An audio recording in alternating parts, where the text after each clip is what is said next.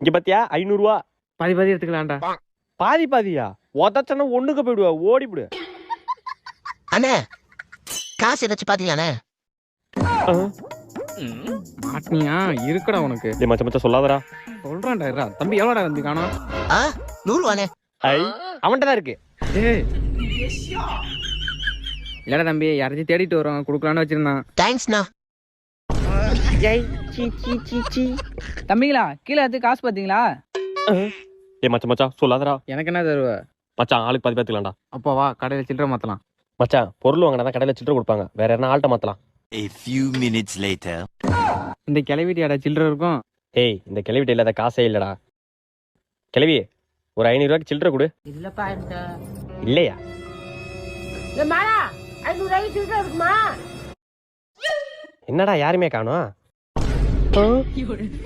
என்னடா கிளவிங்க